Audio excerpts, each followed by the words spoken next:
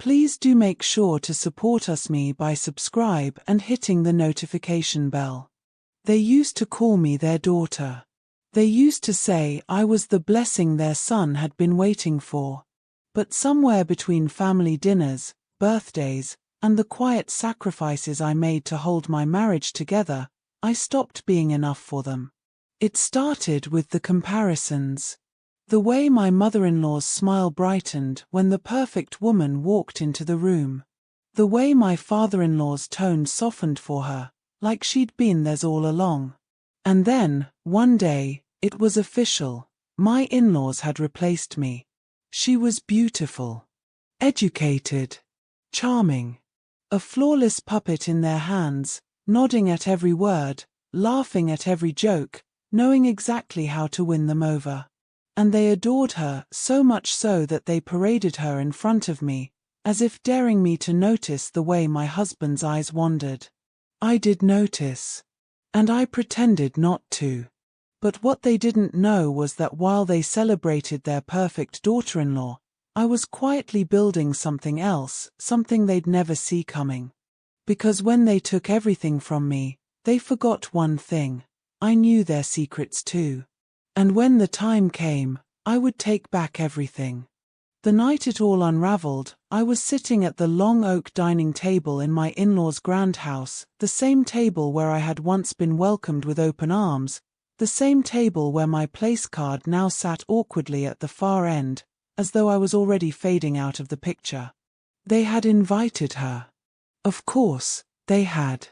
She sat glowing beside my husband, her manicured fingers brushing against his arm like she already belonged.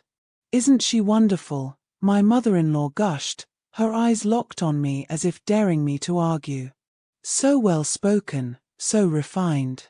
Exactly the kind of woman our family needs. Their family. Not mine. Not anymore. I forced a smile, my knuckles white beneath the tablecloth. My husband didn't defend me. He didn't even glance my way. Instead, he let her giggle at something his father said, her laughter spilling into the room like she was already the queen of it. That's when I knew they had chosen her. Over me. Over everything I had given, everything I had built. But betrayal is a powerful fuel. As I sat there, humiliated, I felt something harden inside me. They thought they had erased me. But I wasn't going to vanish quietly. Because while they played their little game in the open, mine would be played in silence, in shadows. Every smile I gave them, every nod of compliance, would only cover the steps of the plan already forming in my mind. If they thought they had won, they had no idea what was coming. That night, after the dinner, I slipped away early. No one stopped me. No one even noticed. My husband's laughter, a laugh I once thought belonged to me, echoed behind me as I walked down the hall of his parents' mansion. I paused by the mirror in the foyer. My reflection stared back at me, tired, wounded, and yet, burning. They thought I was defeated. But I knew something they didn't. The foundation of their so-called perfect family wasn't as flawless as it looked. I had been quiet all these years, watching, listening. I knew about my father-in-law's hidden investments, the offshore accounts he thought no one would ever find. I knew about my mother-in-law's little trips to the city that weren't always for charity luncheons. And most of all, I knew the truth about my husband, truths that could shatter his perfect image faster than she could blink her pretty eyes. I wasn't going to expose it yet. No. Revenge tastes better when it's slow-cooked. As I slid into my car, I whispered to myself, they want her to replace me? Fine. Let's see if she can survive what's coming. I began small. Silent. Invisible. I knew my in-laws trusted her blindly, just as they once trusted me. She had started handling little errands for them, paperwork, signatures, introductions to their friends. I made sure one of those documents she passed along contained just enough errors to raise questions. Nothing traceable to me. Just a seed of doubt.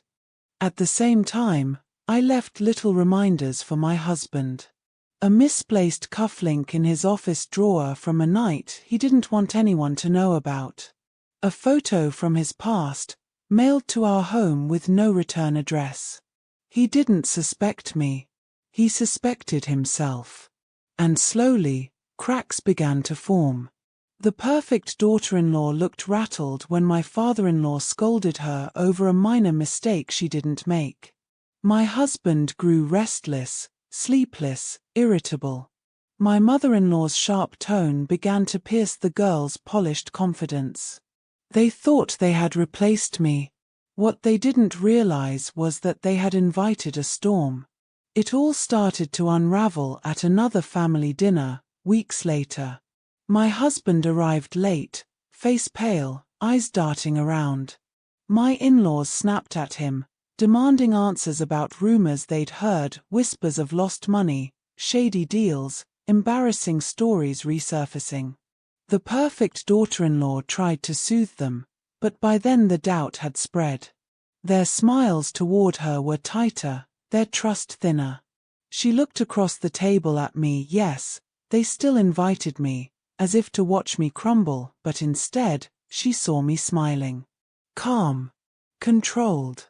And for the first time, I saw fear flicker in her eyes. I chose Christmas Eve for the final blow. The night they had once made me feel part of their family, the night they now used to showcase her as the shining jewel of their lives. Everyone gathered in the lavishly decorated dining room. Laughter, wine, and glittering lights filled the space. They gave her the seat of honor, right beside my husband. I was once again pushed to the end. But this time, I wasn't the silent shadow. Halfway through dinner, the documents arrived, delivered straight to the table. Bank records. Photos. Letters. Proof of lies stacked on lies. And every single one, tied back to them, their perfect replacement caught in the web I had spun. The room fell silent. Forks clattered against plates. My in-laws stared at her in horror, my husband's face drained of color.